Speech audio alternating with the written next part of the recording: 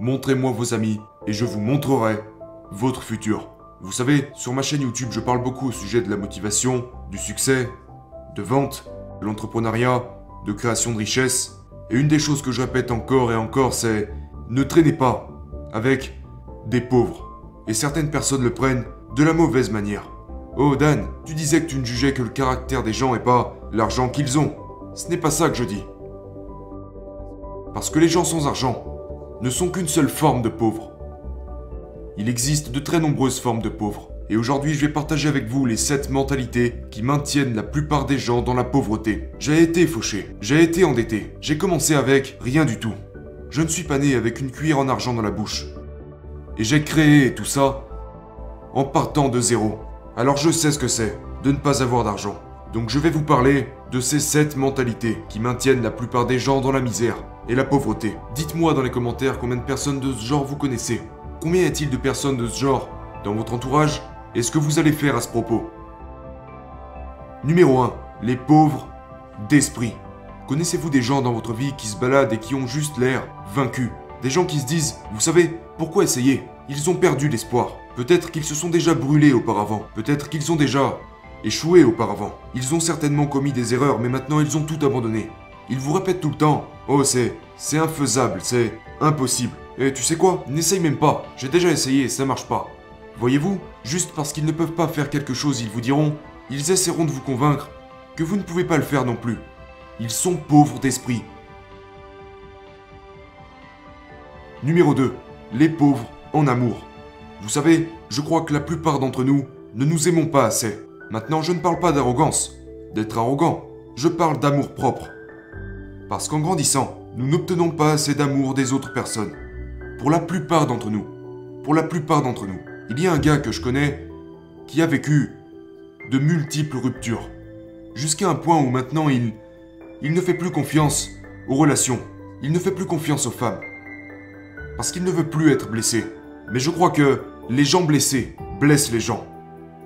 Et je peux voir sur son visage quand je le regarde, il ne sourit plus. Il n'a plus de joie. Il ne vit plus. D'accord? Pensez à ça. Si vous aviez le choix entre avoir $1 million, pour le reste de votre vie, vous avez $1 million, mais en échange, vous ne pourriez plus avoir d'intimité. Vous ne pourriez plus avoir de relation avec d'autres personnes. Vous ne pourriez plus aimer. En échange de $1 million. Seriez-vous d'accord? Vous ne le serez pas. Parce que la vie sans amour a très très peu de valeur. Et comment donneriez-vous de l'amour? Vous ne pouvez pas donner quelque chose que vous n'avez pas. Alors comment pourriez-vous donner de l'amour si vous ne vous aimez pas vous-même? Comment pourriez-vous aimer les autres si vous ne vous aimez pas? Numéro 3. Les pauvres en sagesse. Il y a des gens qui sont stupides.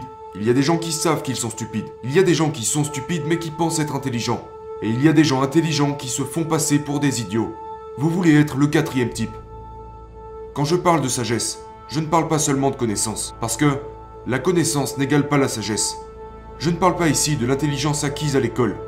De l'intelligence académique. Je parle de bien plus que ça. Parce que, en tant qu'être humain, si vous parlez à des gens qui ne grandissent pas, qui n'apprennent pas, qui ne s'améliorent pas de jour en jour, quand vous leur parlez, vous voyez où je veux en venir. Dites-moi ce que vous en pensez. Ça manque de profondeur. Ils parlent de la météo, ils parlent de leurs problèmes, de leur travail. C'est très insipide. Vous ne voulez pas faire ça. La sagesse est très différente de la connaissance. La connaissance, c'est savoir ce que vous pouvez faire. La sagesse, c'est savoir quand ne pas le faire. La connaissance est un accroissement quotidien.